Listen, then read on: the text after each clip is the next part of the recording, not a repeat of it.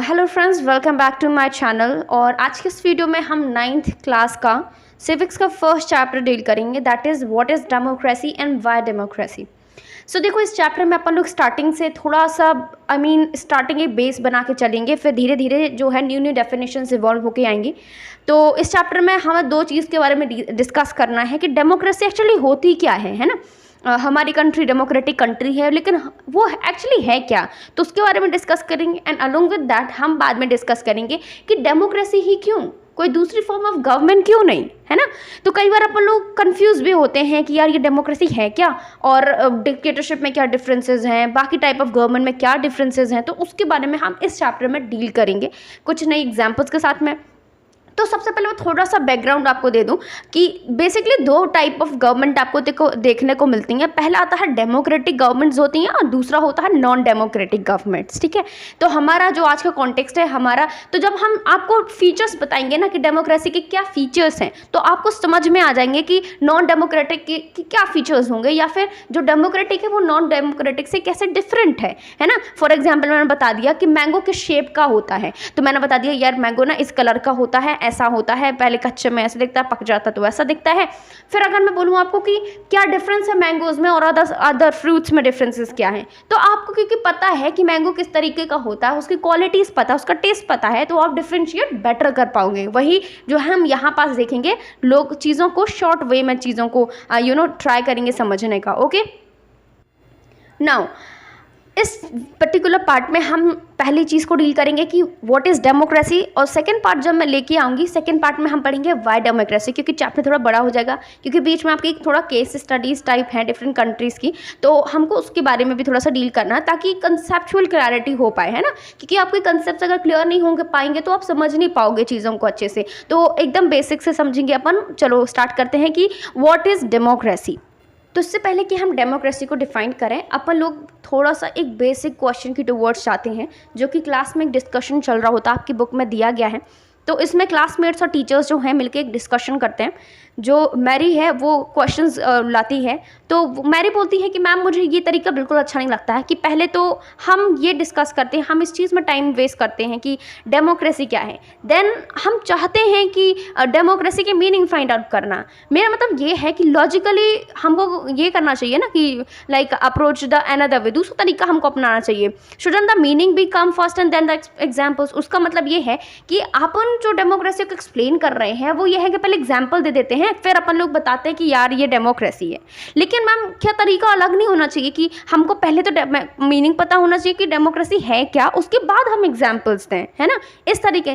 तो मैडम बोलती हैं कि ठीक है मैं तुम्हारा पॉइंट समझ रही हूँ, लेकिन that is not how that the reason in everyday life. मतलब वो मैडम बोलती हैं ऐसा हम सच में नहीं बोल सकते हैं, क्योंकि जिस तरीके से हम एवरीडे लाइफ को लीड करते हैं उसमें ये लाइफ स्टाइल जो हमारा रहता है it is not like that. हम क्या करते हैं, फॉर एग्जांपल हमने कोई भी वर्ड यूज़ किया, फॉर एग्जांपल बॉटल यूज़ किया, बुक, पेन, कुछ भी वर्ड यूज़ करते हैं अगर हम लाइक कुछ भी, ठीक है ना। सो हम वेट करते हैं, सो लाइक उसमें मैडम बोलती हैं कि क्या हम वेट करते हैं कि पहले हम उसका डेफिनेशन निकालें इन वर्ड्स की, देन हम उसका यूज़ करें, है ना। तो अगर तुम उस चीज़ बात को समझ चुकी हो तो वापस से आओ और उस बात को सोचो कि वी सपोज करो, do we have any clear definition of these words. Pen है, पेन की कोई एक क्लियर डेफिनेशन है क्या, नहीं है ना। तो it is like the only thing like a word. So केवल एक ही वर्ड होता है जिसके थ्रू हम चीज़ों को समझते हैं, है ना। फॉर एग्जाम्पल हमने बोल दिया लाइक बॉटल। बॉटल क्या है, ठीक है, कुछ भी कोई एक कंटेनर है जिसमें हम पानी भर सकते हैं, ऐसा कुछ बोल सकते हो आप। लेकिन क्या हमारे पास कोई क्लियर डेफिनेशन है, बोल नहीं है ना। तो इस तरीके से हम उसको कैसे समझते हैं, हम केवल समझते हैं उसको एक वर्ड के थ्रू समझते हैं, है ना। तो मैम ये समझाने की उसको कोशिश कर रही हैं। उसके बाद मैरी का क्वेश्चन आता है कि मैम हमको डेफिनेशन की ज़रूरत ही क्यों पड़ती है ना, ऐसा क्यों है कि हमको डेफिनेशन की ज़रूरत पड़ती है। तो मैम बोलती हैं कि हमें डेफिनेशन की ज़रूरत केवल तभी पड़ती है जब हमें कोई एक शब्द को एक्सप्लेन करने में प्रॉब्लम आए। फॉर एग्जांपल जैसे हम किसी चीज़ को डिफ्रेंशिएट करते हैं ना, कोई एक बहुत हाईली लिक्विड चीज़ होती है, कोई थोड़ा सा कम लिक्विड होता है ना। फॉर एग्जाम्पल ऑयल है, वाटर है, थोड़ा सा डिफ्रेंशिएशन की ज़रूरत पड़ेगी। उसको नेम से तो आप समझ जाओगे, लेकिन डिफाइन कैसे करेंगे कि थोड़ा सा वो स्टिकी होता है, थोड़ा सा उसकी डेंसिटी में क्या डिफरेंसेस होते हैं, तो ये हम किस तरीके से उनको एक्सप्लेन करेंगे। फॉर एग्जाम्पल लाइक रेन को हमको समझ में आता है कि रेन क्या है, लेकिन हम जब कहते हैं ड्रिजल, क्लाउड बस्ट, इनमें डिफरेंसेस क्या हैं, है ना, तो तब हमको उनको डेफिनेशंस के थ्रू में हम उनको डिफरेंशिएट करते हैं, उनका मतलब ये उन्होंने समझाने की कोशिश करती हैं, तो तभी हमको जो है क्लियर कट डेफिनेशन की जरूरत पड़ती है। तो उसी के साथ डेमोक्रेसी की बात आती है, तो डेमोक्रेसी तो हमें समझ में आ रहा है कि हाँ इट इज़ ओके, कि हम समझ में आ रहा है कि ये लोगों के यूज़ के लिए है ना, लेकिन डिफरेंट पर्पजेस के लिए different type of form of government है, तो वहाँ हम जब डिफरेंशिएशंस की बात आती है ना, तो हमको इसीलिए डेमोक्रेसी को डिफरेंशिएट करने के लिए हमें एक प्रॉपर डेफिनेशन की ज़रूरत होती है, वो बोलते हैं। उसके बाद एक अन्य स्टूडेंट आता है, रिबांग आता है, तो वो बोलता है कि मैम लेकिन क्यों हमें जो है डेफिनेशन पे वर्क करने की ज़रूरत है। Other day you quote like Abraham Lincoln, ma'am ने बोलता है कि मैम आपने पिछले दिन बताया भी था कि democracy is a form of government that is of the people, by the people and for the people.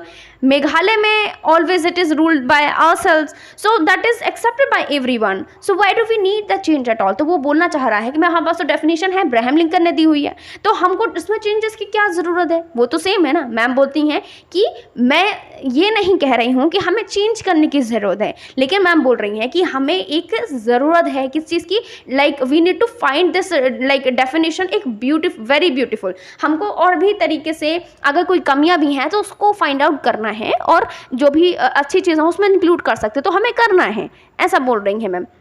वो भी ये भी बोलती हैं कि we don't know if this is the best way of defining ourselves. For example अगर आपने कोई लाइक बर्ड देखा है, आपकी नज़र में बहुत खूबसूरत पक्षी बन गया वो, ठीक है ना, इसका मतलब ये तो नहीं कि उससे खूबसूरत कोई पक्षी और ना हो, है ना, समझ रहे हैं आप। तो मतलब इसका मतलब ये हुआ कि अगर आपके पर्सपेक्टिव में कोई चीज़ बहुत अच्छी है, इसका मतलब ये तो नहीं ना कि कोई दूसरी अच्छी चीज़ें एग्जिस्ट ही नहीं कर रही हैं, ठीक है ना। तो इस तरीके से मैम समझाने की थोड़ा सा कोशिश करती हैं। मैम बोलती हैं we must not accept something just because कि ये फेमस है। मतलब कि आजकल का बच्चे का क्या हो गया कि कोई भी खराब चीज़, मतलब कोई भी एक्टर्स हैं, कोई भी अगर फैशन करें, कुछ भी करें, तुरंत अडॉप्ट कर लेना वो चीज़ को, ये देखते भी नहीं वो सही है या गलत है। तो कोई चीज़ फैशन में है तो आप उस चीज़ को अडॉप्ट मत करिए, ठीक है ना, क्योंकि सब लोग आप एक्सेप्ट किए हैं, इसका मतलब ये नहीं है कि हम भी उस चीज़ को अपना लें। हम केवल तभी अपनाएंगे क्योंकि हमारे लिए जब वो अच्छी होगी। मुझे लगता है अगर मेरे में कोई पॉजिटिव चेंजेस आने वाले हैं इस चीज़ को यूज़ करने के बाद, तभी मुझे वो चीज़ को अपनाना चाहिए, है ना। तो ये चीज़ को मैम समझाती हैं उनको।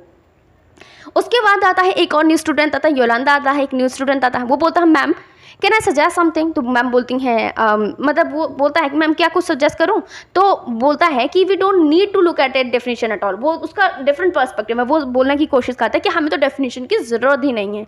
वो बोलता है कि मैंने कहीं पढ़ा था कि जो डेमोक्रेसी वर्ड है वो एक ग्रीक वर्ड डेमोक्रेसिया से आया है, जिसका ग्रीक वर्ड डेमोस का मतलब होता है पीपल और क्रेटिया का मतलब है रूल, मतलब कि एक democracy is by the people, so this is the correct meaning. Then where is the need to debate, तो हमें तो डिबेट करने की ज़रूरत ही नहीं है। मैम बोलती हैं ये बहुत ही हेल्पफुल है थिंक करने के लिए इस मैटर पे, ठीक है ना। आई वुड जस्ट से कि this does not always work. कई बार क्या होता है चीज़ें एक सी नहीं होती हैं, सिचुएशंस एक सी नहीं होती, मैम समझाने की कोशिश करती हैं, ठीक है ना। वो बोलती हैं कि word does not remain true to its origin. कई बार क्या होता है कोई भी चीज़, फॉर एग्जांपल कोई गेम है, अगर कहीं से ओरिजिनेट हुआ पर पता चले वहाँ से उसका एग्जिस्टेंस खत्म हो जाता है। जैसे बुद्धिज्म हमारी कंट्री में चालू हुआ था, लेकिन हमारी कंट्री से ही उसका जड़ निकल गया, है ना, मतलब जड़ से ही वो खत्म ऑलमोस्ट हो चुका है लगभग, आप देख सकते हो। तो यही मैम समझाने की उनको भी कोशिश कर रही हैं, स्टूडेंट्स को भी पढ़ाने की कोशिश कर रही हैं। तो वो बोलती हैं फॉर एग्जांपल कंप्यूटर की बात करें हम, कंप्यूटर की अगर हम बात करें तो ओरिजिनली हम इसको क्यों यूज़ करते थे, कंप्यूटिंग के लिए, मतलब कि कैलकुलेशंस हो गए, फॉर से डिफिकल्ट सम्स हो जाते हैं, पावरफुल कैलकुलेशंस होते हैं, उनके लिए यूज़ करते हैं। लेकिन अब आज बताओ कितने % लोग होंगे जो कि कंप्यूटर का कैलकुलेशन के लिए यूज़ करते हैं। ऑब्वियसली बहुत रेयर होगा जो यूज़ कर रहे होंगे, राइट। तो लाइक अब वो उसको राइटिंग के लिए यूज़ करते हैं, डिज़ाइनिंग के लिए यूज़ करते हैं, म्यूज़िक्स के लिए, लाइक देखने के लिए, सुनने के लिए, लाइक फिल्म्स देखने के लिए यूज़ करते हैं, है ना। तो उसी तरीके से मैम का कहना है कि वर्ड्स जो हैं वो सेम रहते हैं, लेकिन उनकी मीनिंग जो है वो कॉन्स्टेंटली चेंज हो जाती है with that changing of time. Ma'am बहुत अच्छी तरीके से चीज़ों को एक्सप्लेन करने की कोशिश करती हैं। तो इस केस में it is not very useful to look at the origin of the word, है ना। तो वो भी चीज़ों को समझाते हैं कि कंप्यूटर का जैसे पर्सपेक्टिव है वैसे डेमोक्रेसी की बात वही होगी, तो उसका ओरिजिन से तो कोई लेना देना ना हुआ।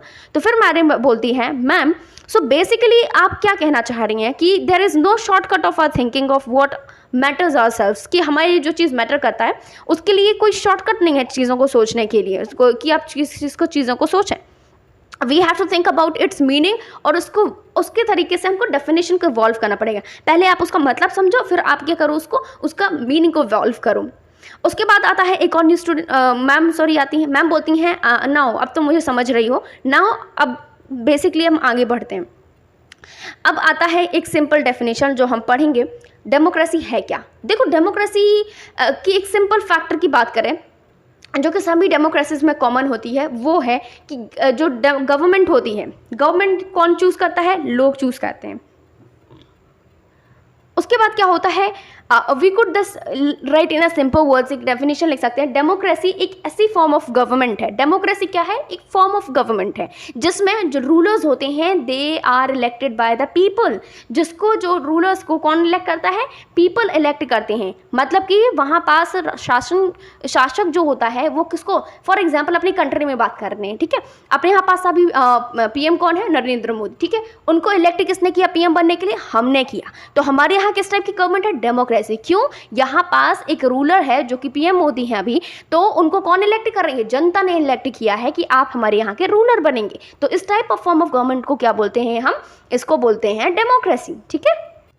नाउ अब ये जो डेफिनेशन है बहुत ही अपना स्टार्टिंग पॉइंट है, बहुत अच्छा स्टार्टिंग पॉइंट है, जहाँ से जो हमको अलाउ करता है कि डेमोक्रेटिक फॉर्म ऑफ गवर्नमेंट को हम कैसे डिफ्रेंशिएट करें जो डेमोक्रेटिक नहीं है। हम कुछ एग्जांपल्स के बारे में डिस्कस करेंगे। फॉर एग्जांपल आप लिख सकते हो उनको, पहला जैसे कि रूलर्स ऑफ म्यांमार हैं, फाइनली ये लोग उनको ये जो आर्मी रूलर्स हैं इनको इलेक्ट नहीं किया है पीपल ने, तो हम क्या बोलेंगे, नॉन डेमोक्रेटिक फॉर्म। उसी के साथ इसमें एक्चुअली हुआ क्या होता है कि बहुत सारे लाइक कंट्रोल होता है उनका, आर्मी वालों का, वो control as a ruler form पे कन्वर्ट हो जाते हैं उनको, वहाँ से रूलर को चेंज करके। सेकेंडली में क्या होता है, फॉर एग्जांपल लाइक फेनोसे का एग्जांपल दिया है चाइना का, है ना, sorry not China, it's Chile का एग्जांपल दिया हुआ है।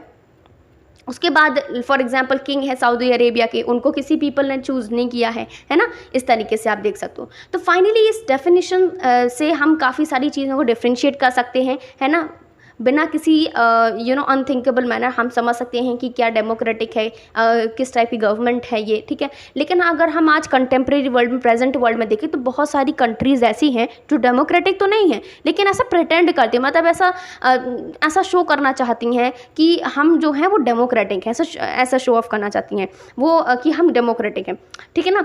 तो उसको अगर अच्छे से एक्सप्लेन करना है तो हमको इस डेफिनेशन का एक एक वर्ड क्लियरली समझना पड़ेगा, तभी हम जो है इसके मीनिंग को समझ पाएंगे, ठीक है ना।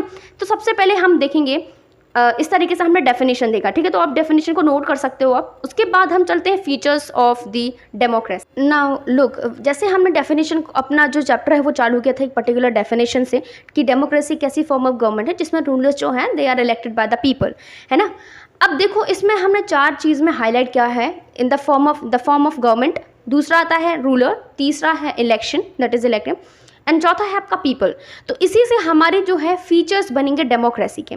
देखो सबसे पहले अगर मैं बात करूँ रूलर की, तो फॉर एग्जांपल अब हमें समझ में आना चाहिए कि रूलर कौन है। ऐसा तो नहीं हम किसी को भी उठा के बना दें, किसी को भी इलेक्ट कर दें, कुछ क्वालिटीज़ होंगी उसकी, है ना। क्या ऑफिशियल्स, मतलब क्या ऑफिशियली कौन पर्सन है जो कि एलिजिबल है इस पर्टिकुलर पोस्ट के लिए, और कौन पर्टिकुलर पर्सन, कौन से डिसीजंस हैं taken by the like non elected officials and democracy के, ये सब चीज़ें आपको कंसिडर करने पड़ेंगे। दूसरा आता है इलेक्शंस, कि किस टाइप ऑफ लाइक इलेक्शन किस टाइप के हो रहे हैं, क्या कंडीशंस हैं जो कि इलेक्शंस के दौरान जो है फुलफिल होना चाहिए टू बी लाइक डेमोक्रेटिक होने के लिए, है ना, कि free fair and elections, regular elections को कंडक्ट होना चाहिए, है ना, इस टाइप के इलेक्शन की बात होगी। चौथा आता है द पीपल।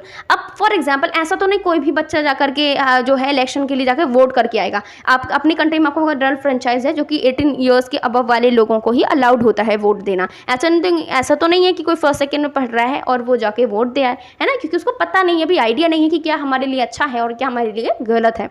उसके बाद हम बात करेंगे fourth is the form of government, मतलब कि जैसे कि इलेक्टेड रूलर्स हैं, whatever they want to do in a democracy. ऐसा तो नहीं है कि फॉर्म ऑफ गवर्नमेंट में ऐसा तो नहीं है कि आपने रूलर को चूज़ कर दिया, वो उसका जो मर्जी आए वो काम करें, ऐसा बिल्कुल नहीं है ना।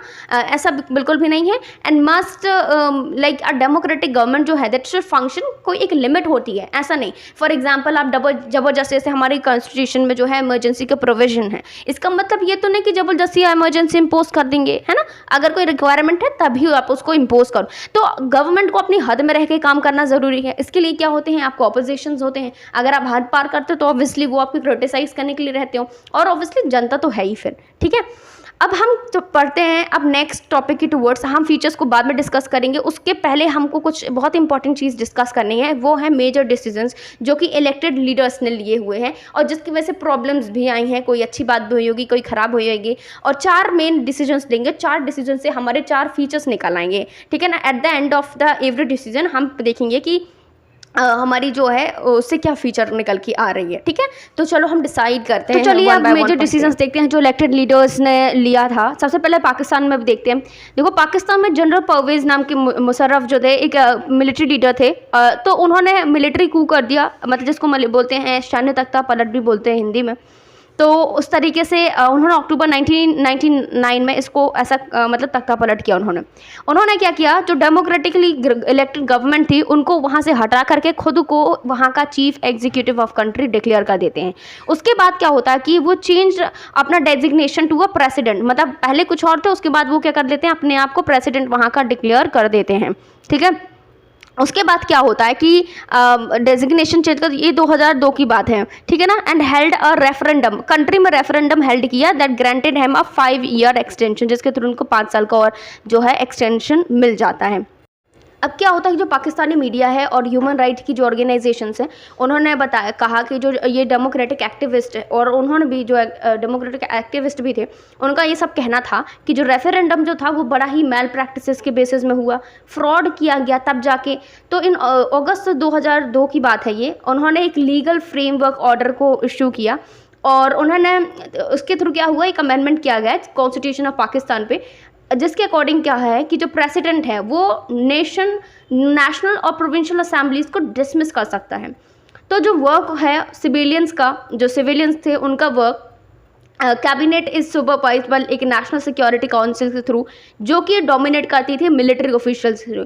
आफ्टर जैसे ही ये लॉ पास हुआ, elections were held to the national और द प्रोविंशियल असेंबलीज। तो जैसे ही ये इलेक्शंस को हेल्ड किया गया, तो जो नेशनल और प्रोविंशियल असेंबलीज थे उनके इलेक्शंस जो हैं वो कैसे हेल्ड किए गए। सो द पाकिस्तान जो है it has had the elections particularly elected representatives that have the power, some power, उनके पास भी कुछ पावर थी, लेकिन जो फाइनल पावर है वो किसके पास आएगा, मिलिट्री ऑफिशियल्स। जनरल मुशर्रफ के पास जो है उसके पास ही खुद आ गई सारी पावर, जो फाइनली डिसाइड करेगा ये that who is to be elected. So clearly there are many reasons कि क्यों जो है Pakistan under the general Musharraf that should not be called as a democracy. बहुत सारे कारण हैं, क्योंकि आप चीट कर रहे हैं, फ्रॉड कर रहे हैं, आपने ऐसा कानून बनाया है जो कि इलीगल कानून तरीके से बोलना चाहिए, इलीगल इन द सेंस कि कोई मतलब ही नहीं है ऐसा कानून का यहाँ पास, है ना। आप अपने ही सेल्फ अपने लिए ही सब कुछ कर रहे हो। लेकिन but let focus on one of these. सबसे पहले एक चीज़ में फोकस करते हैं, क्या हम कह सकते हैं कि जो रूलर्स हैं they are elected by the people in Pakistan? Obviously नहीं, क्वाइट आप समझ सकते हो ऐसा क्यों है। तो people may have elected their representative to the national और प्रोविंशियल असेंबलीज। देखो, लोगों ने असेंबली में मतलब प्रोविंशियल असेंबलीज में इनमें इलेक्ट किया होगा अपने लोगों को, है ना। मतलब अपने लोगों को, मतलब जो इलेक्टेड रिप्रेजेंटेटिव्स रहे होंगे उनको वहाँ भेजा होगा, जो कि लोगों ने चूज़ किया हुआ था। बट वो जो इलेक्टेड रिप्रेजेंटेटिव्स हैं they are not really the rulers, क्योंकि वो रियल रूलर्स है ही नहीं, है ना। They can not take the final decision. Final decision तो वही मुशर्रफ के पास था उस टाइम पे, है ना, जो कि कैसा था वो, जो कि बोलना चाहिए अनकॉन्स्टिट्यूशनल टाइप हेड था वो, बोलना चाहिए। तो जो पावर है फाइनल डिसीजन की वो आर्मी ऑफिशियल्स के पास थी, जनरल मुशर्रफ के पास थी, और उनमें से कोई भी जो था they were not elected by the people, इनमें से कोई भी लोगों के द्वारा नियुक्त नहीं किया गया था। ये देखो, तो ये सारी चीज़ें जो है काफ़ी सारी चीज़ें होती हैं डिक्टेटरशिप में और मोनार्कीज़ में। वो क्या होते हैं, formally they are elected parliament कहना चाहिए, वो होते हैं एन इलेक्टेड पार्लियामेंट या फिर गवर्नमेंट होते हैं, लेकिन जो रियल पावर जो होती है who are not elected, real powers उनके पास होती हैं जो इलेक्टेड ही नहीं, जिनको लोग चूज़ नहीं करते हैं। सो कुछ कंट्रीज़ में ऐसा है जिसमें रियल पावर्स अभी जो है कुछ एक्सटर्नल पावर्स के साथ में, and not with that of the locally like representative के पास होती हैं, they can not be called as a people's law.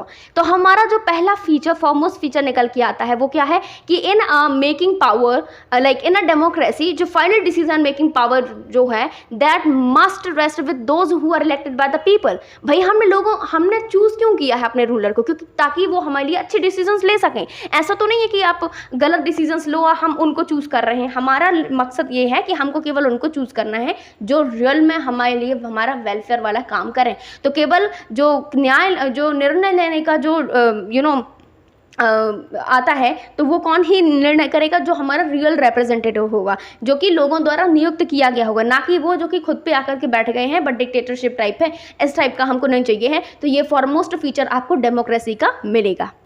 Now बढ़ते हैं हम दूसरे फीचर की टुवर्ड्स। देखो, अब हम चाइना की बात करेंगे। चाइना में जो इलेक्शंस होते हैं वो रेगुलरली होते हैं एवरी 5 ईयर्स के बाद में, जिसमें इलेक्शन किसका होता है, for electing of the countries parliament, जिसको हम बोलते हैं नेशनल पीपल्स कांग्रेस। तो ये जो नेशनल पीपल्स कांग्रेस है, इसके पास पावर होता है to appoint the president of a country. तो लोग किसको चूज़ करते हैं, नेशनल पीपल्स कांग्रेस को, और उसके पास पावर होता है प्रेसिडेंट को चूज़ करने का of a country. It has लगभग 3000 मेंबर्स हैं इसमें, इलेक्टेड लगभग पूरे चाइना से इलेक्टेड होते हैं इसमें मेंबर्स। कुछ मेंबर्स जो होते हैं they are elected from the army before contesting the elections. Elections को कॉन्टेस्ट होने से पहले कोई भी कैंडिडेट है उसको ज़रूरी है उसको अप्रूवल होना, चाइनीज़ कम्युनिस्ट पार्टी का अप्रूवल होना इंपॉर्टेंट है। केवल वही जो कि मेंबर्स हैं चाइनीज़ कम्युनिस्ट पार्टी के, या फिर 8 smaller parties allied to it, they are allowed to contest the elections in 2002 and 2003। 2003-2 की बात हो रही है। इस टाइम क्या हो रहा था, केवल वही लोग अलाउड थे जो कि कम्युनिस्ट पार्टी के मेंबर्स थे, या फिर उन्हीं में जो 8 न्यू छोटी छोटी पार्टीज़ हैं, है ना, उन्हीं के मेंबर्स हैं, तभी आपको परमिशन है कि आप मीन्स आप इलेक्ट हो सकते हो, आप एलिजिबल हो उस चीज़ के लिए, ठीक है। केवल उन लोग को रहता था। सो ये 2002-3 तक था। जो गवर्नमेंट जो थी हमेशा it is formed by the communist party. Since it's independence 1930 से, जब वो इंडिपेंडेंस हुआ, मैक्सिको जो है वो इलेक्शंस को होल्ड करता था after every 6 years to elect its president, अपने प्रेसिडेंट को इलेक्ट करने के लिए वो भी रेगुलर इलेक्शंस को हेल्ड करता था। Country has never been under the military. यहाँ पास कोई डिक्टेटरशिप आपको नहीं देखने को मिलेगी या फिर कोई भी मिलिट्री रूल नहीं देखने को मिलेगा। लेकिन ये कब तक था, बट 2000 तक, ये 2000 तक था, हर एक जो इलेक्शन था दैट वाज वन बाय, केवल एक ही पार्टी थी जिसको नाम दिया गया PRI। इसको बोल दिया गया इंस्टीट्यूशनल रेवोल्यूशनरी पार्टी के नाम से भी। और जो ओपोजिशन पार्टीज़ हैं वो इलेक्शंस ही कॉन्टेस्ट नहीं करती थी, लेकिन but never manage to win. अब यहाँ पास क्या होता है, फॉर एग्जांपल कभी भी इन्होंने किया भी अगर ऐसा है ना, ओपोजिशन ऐसा नहीं है कि उन्होंने कॉन्टेस्ट नहीं किया, उन्होंने कॉन्टेस्ट भी किया लेकिन कभी भी वो जीते नहीं थे, है ना। अब PRI को बोला गया कि बहुत सारी डर्टी ट्रिक्स का यूज़ करती हैं इलेक्शंस को जीतने के सारे के सारे दोस्त जो कि एम्प्लॉयड थे इन द गवर्नमेंट ऑफिसेज, उनको इसकी पार्टी मीटिंग्स को अटेंड करना पड़ता था। टीचर्स जो हैं गवर्नमेंट स्कूल्स के, दे यूज टू फोर्स पेरेंट्स को फोर्स करना होता था उनको कि उनके लिए वोट करें। मीडिया लार्जली जो है एक्टिविटीज़ जो अपोजिशन पार्टीज़ की उनको जो है अवॉइड करती थी, और जो क्रिटिसाइज जो था क्रिटिसाइज करते थे उन सबको चीज़ों को जो है मतलब हटा देते थे वो। समटाइम्स कई बार क्या होता था, जो पोलिंग बूथ्स जो थे दे वर शिफ्टेड एक प्लेस से दूसरी जगह में कर देते थे लास्ट मिनट में ही। इसकी वजह से बहुत ही डिफिकल्ट होता था लोगों को अपनी वोट दे पाना। तो फाइनली जो PRI है spent a large some of the money, बहुत ज़्यादा पैसा खर्च करती थी इन कैंपेन्स में फॉर इट्स कैंडिडेट्स के लिए, है ना। तो हम ये ना 2 एग्जाम्पल देखा, एक चाइना का देखा, एक चाय का देखा। अब आप बताइए कि क्या हम इस टाइप के इलेक्शंस को जो दिए गए हैं हम इनको इलेक्शंस जैसे कंसिडर करें कि ये रियल या फिर फेयर बोलना चाहिए, क्या एक फेयर टाइप ऑफ डेमोक्रेसी होगी क्या, क्योंकि यहाँ पर फेयर इलेक्शंस तो हो नहीं रहे हैं। तो एक फेयर आप बोलेंगे क्या तो इन एग्जाम्पल्स को पढ़ने के बाद हम एक सेंस आता है कि हम ऐसा नहीं कर सकते हैं। क्यों?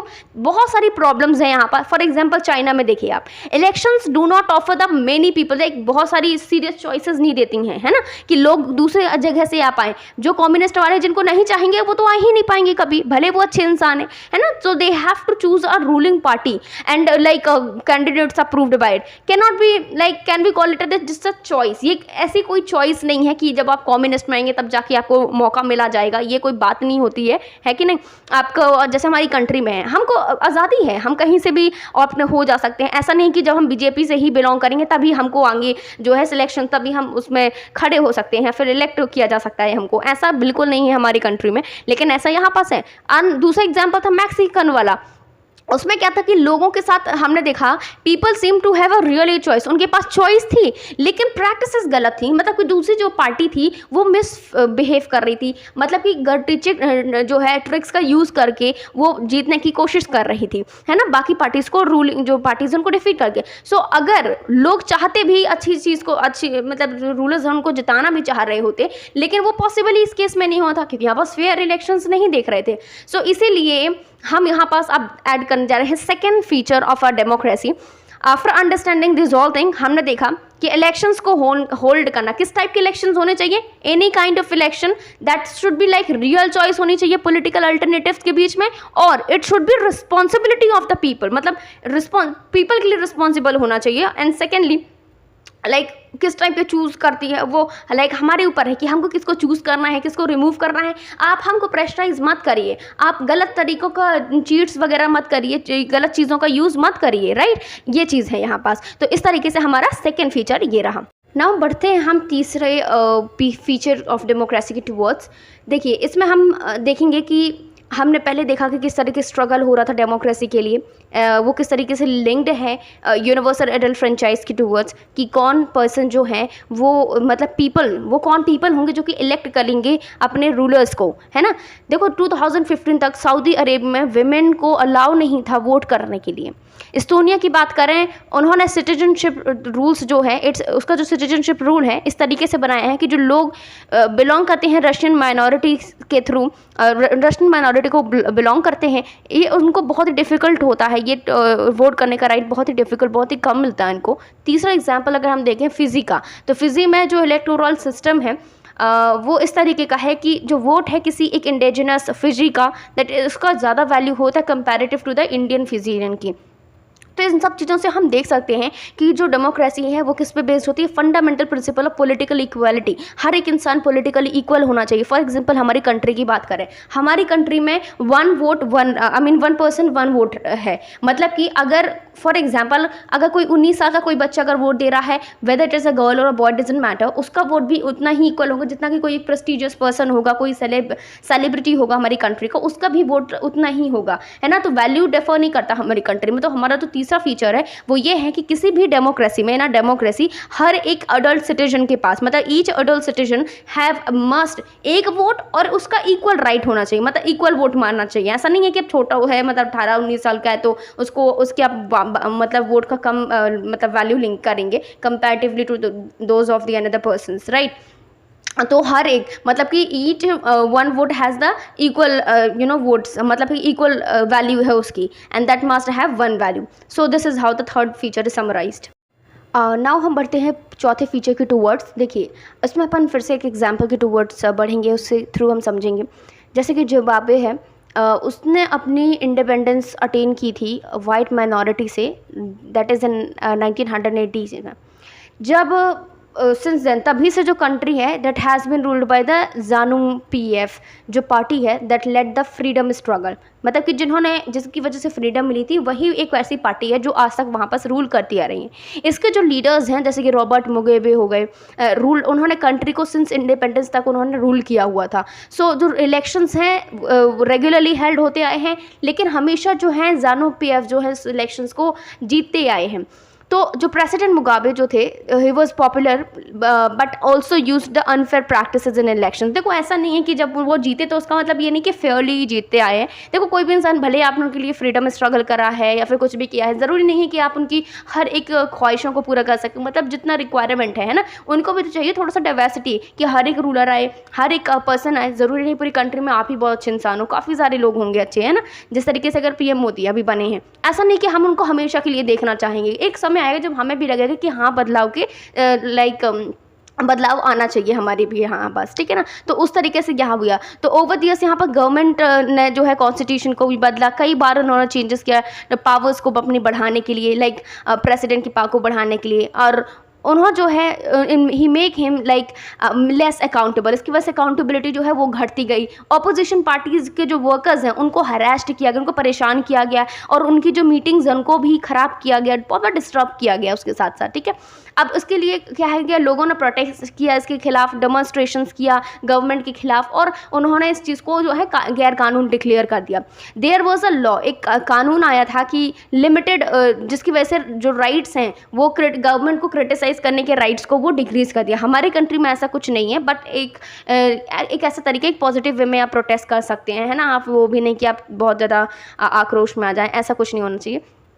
टेलीविज़न एंड रेडियो ये सारे के सारे कंट्रोल किए जा रहे थे by the government, and gave only the ruling parties version. केवल एक ही वर्जन को शो कर पा रहे थे, और सेकंड वर्जन हमको दिखाने को मिले नहीं रहा। मतलब कि जो कॉइन के टू साइड्स होते हैं, हमको टू साइड्स ना दिखा करके केवल एक ही साइड्स दिखाई जा रही थी, जो कि बहुत अच्छी साइड्स थी, ऐसे दिखाया जा रहा था, है ना। उनकी बुराइयाँ तो हमको दिखाई ही नहीं रहे थे वो।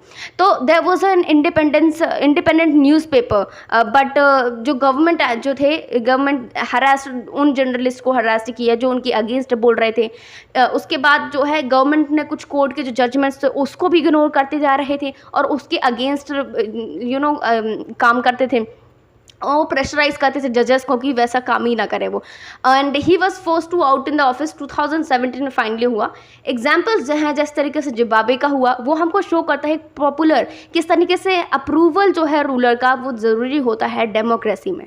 लेकिन ये केवल पर्याप्त नहीं है, काफ़ी और चीज़ें हैं, लाइक जैसे कि पॉपुलर गवर्नमेंट्स हैं कैन नॉट बी अनडेमोक्रेटिक। काफ़ी सारे, for example like popular leaders can be autocratic भी हो सकते हैं, है ना। तो अगर हमारी इच्छा हो to assess a democracy, it is important to look at like elections की टूवर्ड्स देखना बहुत ज़रूरी है।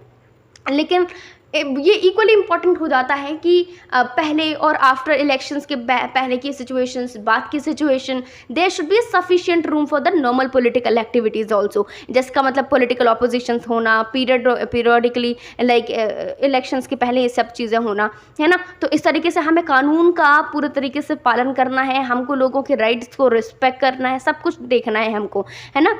इसके बाद है कि स्टेट जो है उनको रिस्पेक्ट करना चाहिए, कुछ बेसिक राइट्स हैं सिटीजन्स के, उनको रिस्पेक्ट करना। फॉर एग्जांपल माई कंट्री में हमको कुछ फंडामेंटल राइट्स प्रोवाइड किए गए हैं, है ना, जिसके थ्रू हमको बहुत सारे राइट्स हैं, जिसकी वजह से हम खुले में लोगों गवर्नमेंट को क्रिटिसाइज भी कर सकते हैं, दैट्स क्योंकि वो हमारा बेसिक राइट है ना। तो उस तरीके से डेमोक्रेटिक की ये नेसेसिटी है कि वो उनको बेसिक राइट्स प्रोवाइड करें, ठीक है ना, किसी भी फॉर्म में, मतलब ताकि लोग अपने विचार प्रकट कर सके पब्लिक में, वो जो है एसोसिएशन से ग्रुप बना सके, गवर्नमेंट को प्रोटेस्ट कर सके, और क्या कर सकते हैं, दूसरी पॉलिटिकल एक्शंस जो हैं उन पे पार्टिसिपेट कर सकते हैं।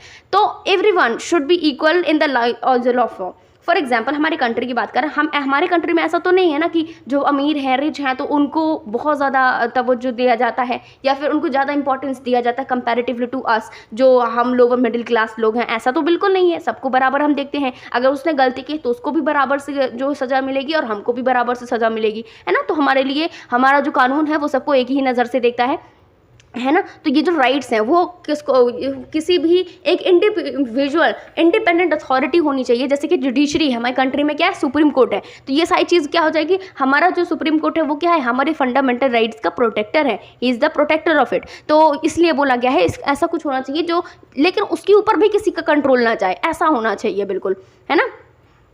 अब दूसरा आता है, हम देखें सिमिलरली इसके साथ हम एक और कंडीशन, कुछ और कंडीशन है जो कि अप्लाई होती हैं in way of running the government. जब हम किसी भी गवर्नमेंट को चलाते हैं तो आफ्टर द इलेक्शंस तो काफ़ी सारे कंडीशंस होते हैं बिफोर इट। फॉर एग्जांपल एक कोई डेमोक्रेटिक गवर्नमेंट है can not do what ever it likes. For example PM Modi है हमारे कंट्री में अभी, तो अगर उनका मन करे कि मतलब मनमानी नहीं कर सकते वो, है ना, कि हम मुझे सिर्फ ये चीज़ पसंद है, मुझे सिर्फ इस पर्टिकुलर चीज़ को प्रमोट करना है, तो वो ऐसा चीज़ नहीं कर सकते हैं, है ना। उनके ऊपर भी काफ़ी सारी रेस्ट्रिक्शंस होती हैं, तो ऐसा नहीं है आप अपने मन का करो। तो सिंपली हम कह सकते हैं क्योंकि उन्होंने इलेक्शन जीता है ना, इस वजह से वो कुछ भी नहीं कर सकते हैं, क्योंकि उनको भी लोगों ने चूज़ किया है, लोग उनको निकाल भी सकती है वहाँ से, है ना। So it has to respect, कुछ बेसिक रूल्स होते हैं जो उनको रिस्पेक्ट करना चाहिए। पर्टिकुलरली अगर हम बात करें, कुछ गारंटीज़ होती हैं माइनॉरिटीज़ की टूवर्ड्स होती हैं, हर एक मेजर डिसीजंस जो होते हैं, कुछ सीरीज ऑफ कंसल्टेशंस होते हैं। फॉर एग्जांपल जैसे कि कोई बजट पास करना है, कोई कानून बनना है,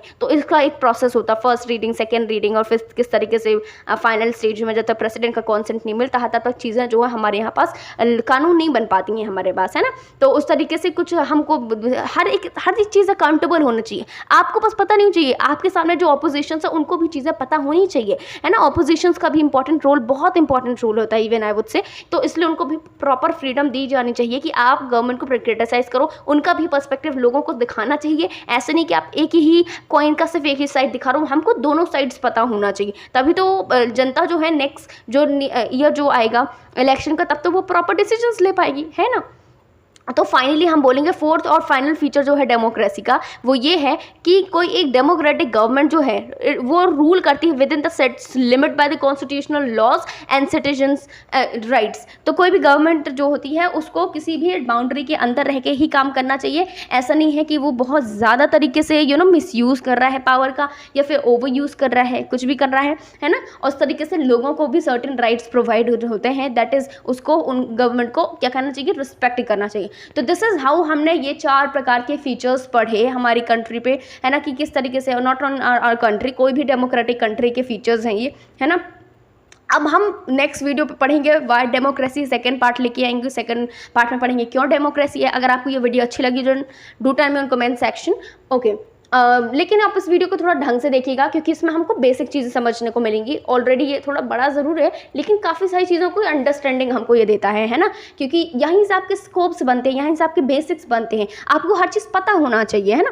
कई बार बच्चे सोचते हैं कि लाइक मैंने जो वो स्टोरीज़ बताई कि और उसके बाद मैंने फीचर्स बताए, तो कई बार उसको स्किप कर दें कि मेरे एग्जाम में तो आना नहीं है। बट एग्जाम में नहीं आना तो क्या हुआ, एज अ जनरल पर्सन आपको वो चीज़ पता होना चाहिए, है ना, कि कहाँ पास क्या चल रहा है, क्या नहीं चल रहा है। आपको अवेयर होना चाहिए, because we are the future of our country, we are the future of this nation, ठीक है। तो हमको हर चीज़ के बारे में अवेयर होना इंपॉर्टेंट है। केवल वो पुराना जो पर्सपेक्टिव चला रहा है कि हमको केवल पास होने वाला ये सिस्टम रखना है, आप प्लीज़ इस टाइप ऑफ पढ़ाई को अवॉइड करिए, है ना। ऐसा नहीं होता है, आपको हर चीज़ अच्छे से पढ़ना चाहिए, तो चीज़ों को अच्छे से डील करिए। Okay, thank you.